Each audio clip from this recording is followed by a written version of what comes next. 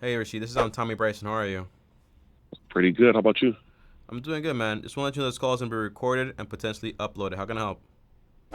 Okay, so my question was, I had I had a 401k at my last employer, Okay. and I wanted to roll it over to my new employer, but I wanted to first of all, I didn't know if I should put it in a Roth or like I was thinking just roll it over to a Roth, but obviously I'm going to lose some money in between. Who And said since I that? was going because I didn't pay the taxes on the 401k, so when I take it out, either I'll pay the taxes now, I'll Mm-hmm. take it at the end of the year. How much do you Pretty have? much. It's about 35. So after they take out taxes, I'll end up with around 28. How much of that is gains? Oh, that's a Well, good actually, question. doesn't matter if it's gains. You're paying on the taxable income. All right. So what you're describing, Rashid, is a Roth ladder, right? It's a conversion ladder. Now, Hmm. you can do a few things here, right? So the big thing is when you do a rollover, you don't have to do it all at once. So you don't have to pay all the tax all at once. So that way you can avoid having to dig into your gains and your actual invested money because you don't want to touch that. You want to allow that to grow so it can compound and do the thing that money's supposed to do. So for Hmm. example, do you have any money in cash? I have a good amount. How much do you have in cash? About 3,000. All right, so let's say you have $3,000. Do you have debt? Oh yeah, How that much was do you my have? other question. Eight Eight thousand. thousand dollars in debt. Okay. All right. Well, So not including my car, but how, I'm not how, too worried about how, my car. how much is your car? 15. You should be worried about your car. And what's your income? What's your monthly income? Without commissions, it's 2,000. 2,000. So that's like let's say 24,000. Is that net?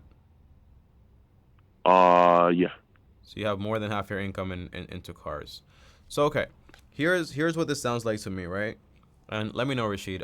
Tommy, I just left my last employer. I had a 401k which had around $35,000 inside of it. Now I'm thinking about, do I use this money to either convert it and worry about the tax, or for example, I could use it to basically also pay off my debt. Are those the questions you're asking? Yeah. I was thinking I could use a portion of it to pay off the debt, not the car, just the 8K, because I can handle the car. The commissions have been coming in well.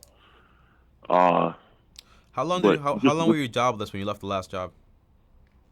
I wasn't actually. I worked both jobs for a little bit of time, and then I quit the other one. Okay, so that was an option. Okay, so what I usually do is I think about the sticker price. I don't think about the monthly payment when I think about affording something. Now, if Mm. I'm you, right? So the steps say the first step is right. You want to basically save $1,000 and then focus on paying off all the debt except the mortgage. Those are the first steps. So if I'm you right now and I have a 401k with $35,000 and I know I don't have the money to pay the tax on it, what I'm going to do is I'm going to roll that over into a traditional IRA, which allows that money to still keep growing tax free, but you won't be taxed on any of it because a 401k is kind of like the same thing as a traditional IRA because you are investing like pre-tax money, so you won't have to pay any taxes on it.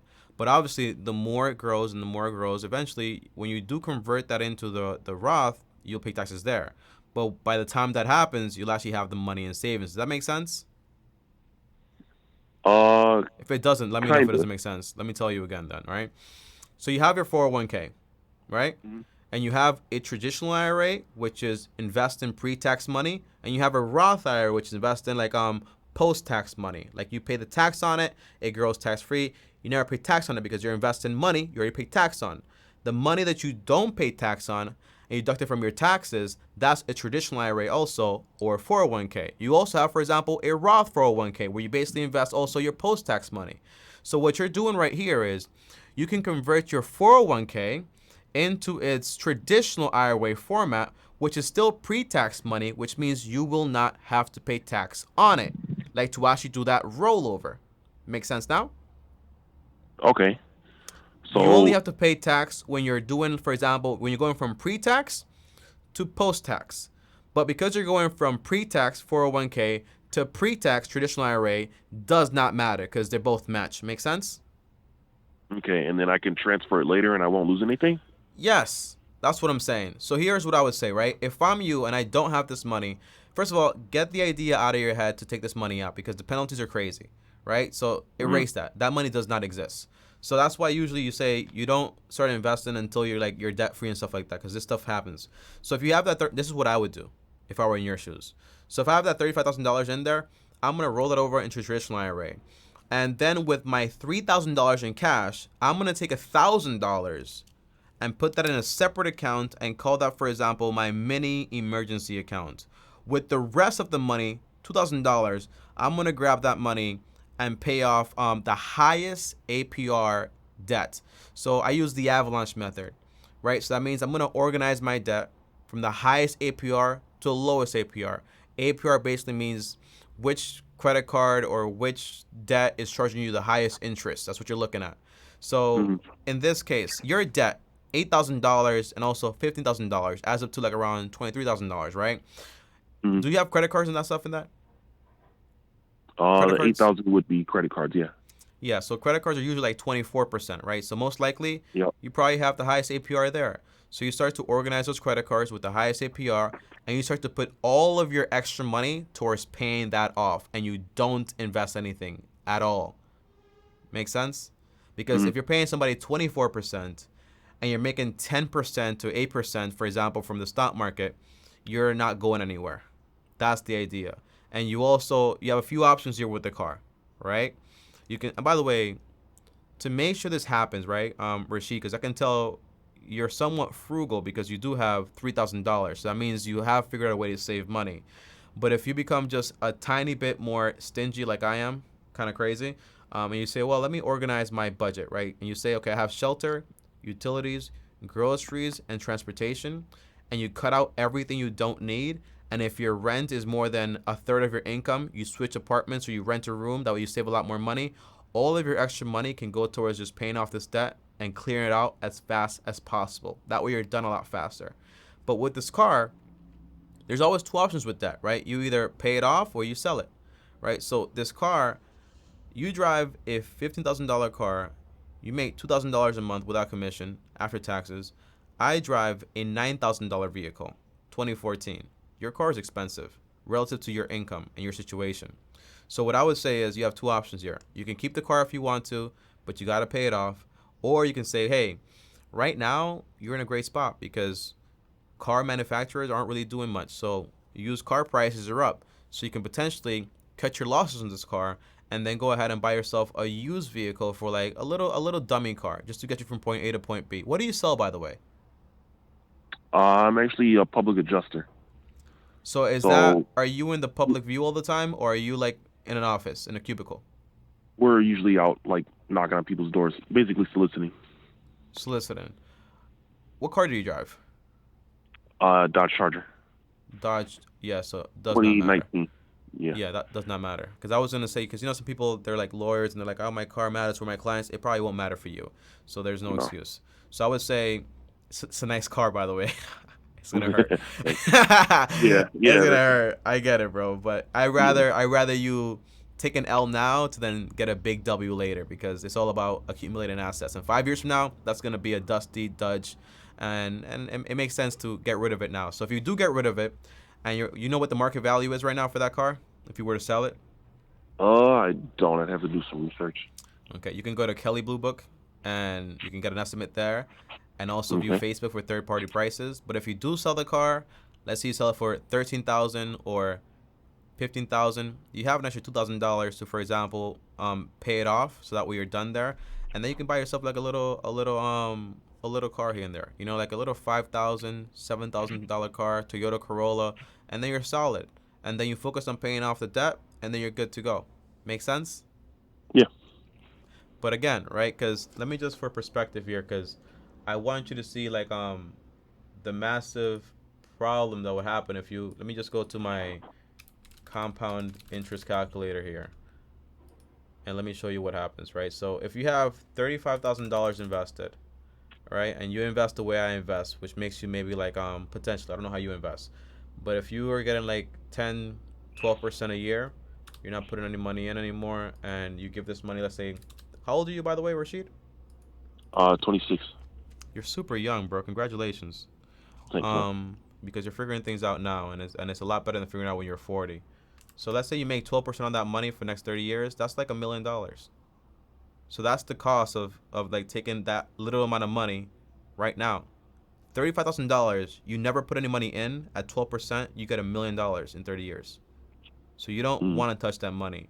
But one thing I would do is, Rashid, when you're done with this debt, probably gonna take you like a year or two, right? Potentially, which is Mhm. fine. But once you're done with it, and by the way, probably not because you just quit the other job that you had. So that means you probably have time to do other things. So you can probably get like a side gig, whether it's Uber, delivering packages, whatever it is with your skills, and then you Mhm. use that income to pay it off even faster. So if you get rid of this debt a lot faster, then you save up for emergencies, 3 to 6 months worth, and then you start investing that 10, 20%. Now let's say you go from making $2,000. How much do you make with commission, by the way, on a good month? Well, on a low month. Let's say low month, to not Uh, overestimate. I'd say I on commissions for I'd say my best month I made like eight No, no, no, thousand. no, no, low month, low month. We always Oh, low month? underestimate the income, and then we always Yeah. overestimate the expenses. Yeah, low month.